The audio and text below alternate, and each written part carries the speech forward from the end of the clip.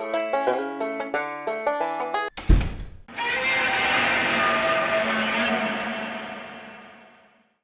everybody, Yankee here. I'm sure most of you out there are already aware that Mexico has actually asked the Supreme Court of the United States to step in and allow them to sue Smith & Wesson for arming the cartels. They want to hold Smith & Wesson responsible for the damage cartels have done to the Mexican people.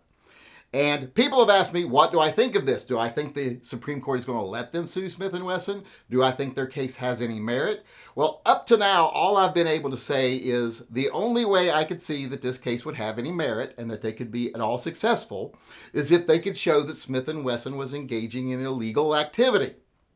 Was Smith & Wesson producing large quantities of guns, sending them to a third person who they knew was giving them to the cartels? Was Smith & Wesson selling directly to the cartels? Was Smith & Wesson selling in a way that they were producing guns that they knew were going to go to a market that would then absolutely go to the cartels, and they're doing so intentionally? They're implicit in that. Because I wasn't really familiar with the case, hadn't really studied it. Well, last night I spent a little time getting familiar with it, and I'm going to have to say that that has nothing to do with the case. The case has absolutely zero merit. What they're saying in this case is that they want America to have stricter gun laws because our loose gun laws are causing them to have violence in their country, which is total garbage. The reason the cartels in their country have gained such power and influence is because they allowed them to. They could have wiped them out at any time, but their political system is even more corrupt than ours, believe it or not, and they all had their hand in the money pot. And they didn't want to make the cartels go away because they wanted to keep that money coming. They wanted to live lavish lifestyles. You don't do that on a Mexican civil servant's salary. So they allowed the cartels to flourish. They created the environment where they could do what they wanted to do. They're basically members or employees of the cartels. But now, because the people are rising up so much, because the cartels have gotten so out of hand, politicians have to engage in some political theater to make the people think they're doing something. So they're engaging in this lawsuit against Smith & Wesson, and I put lawsuit in quotes because there's nothing legal to this, in my opinion. Basically what they're saying is because America has such loose gun laws that these guns have been allowed to become common in our country, and because of that, they're making their way into the hands of the cartels in Mexico. Not that Smith & Wesson's done anything illegal. It's just that because they've been successful and they've sold a lot of their rifles, well, they're available, and because America allows that, because we're allowed to have guns, therefore they're somehow responsible for the damage that the cartels they created and they allowed to flourish, all the damage they're committing. The crimes, the violence committed by the cartels. So that's somehow America's fault. You could just scratch Smith & Wesson out of the lawsuit and put America there, but they know that wouldn't work because that's what they're saying. They're trying to legislate our laws from their country. And they're doing it because they don't want to take responsibility for the fact they created the cartels. Now, is there an industry in the United States that is in some way responsible for the cartels? Yes, but it's not the gun industry. It's the politicians and it's the evangelicals that they serve.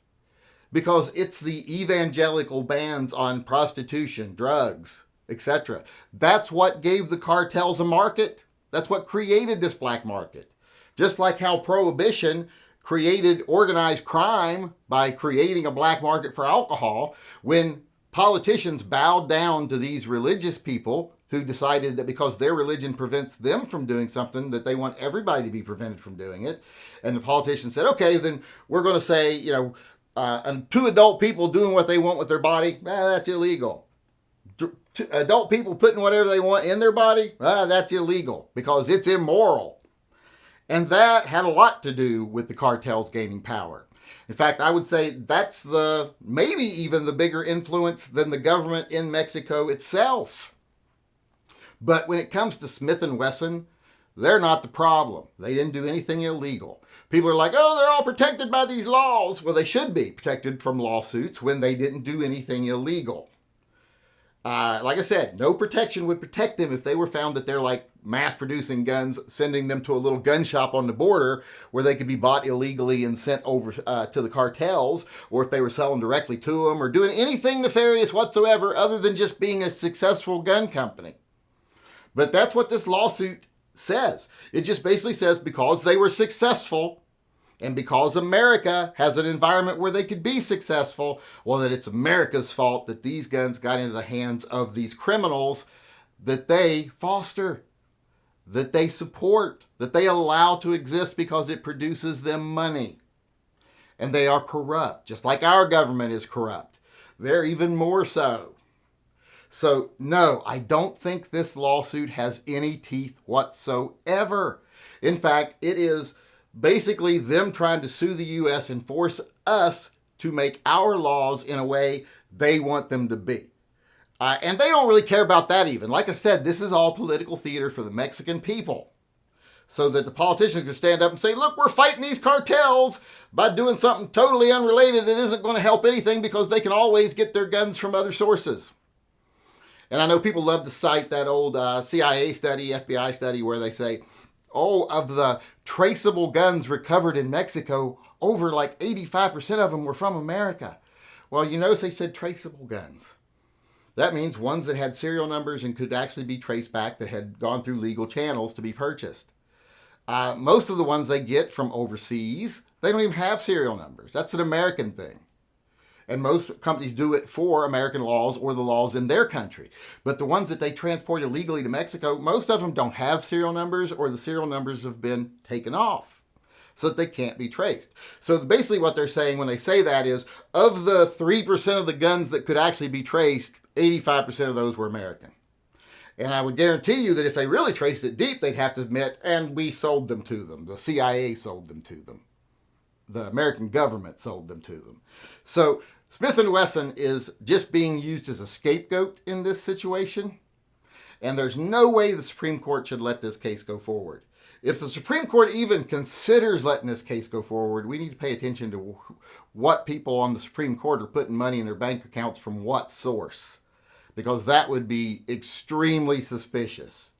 But like I said, I don't think the Supreme Court's going to allow this to go forward. I don't think the Mexican government thinks this is ever going to be anything. It's political theater to cover for the fact that they have fostered a system in their country that is now killing their own people wantonly, warring with each other, and the people are getting caught in between. They allowed more than one cartel to get too big. Now those cartels are fighting and they're stuck in the middle.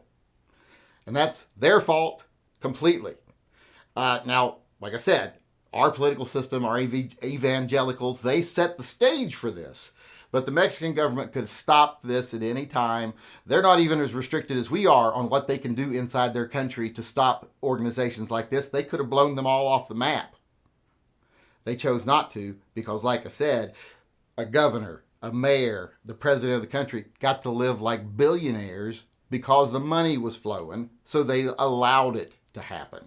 So, no, this case has no merit. No, it will not be allowed to go forward. I can't see any way that the Supreme Court would allow this to happen on the merits of this case. And this is basically, like I said, just political theater on the part of the Mexican government. And it's a way for them to kind of stick it to America and make it look like it's our fault when the blood is all on their hands.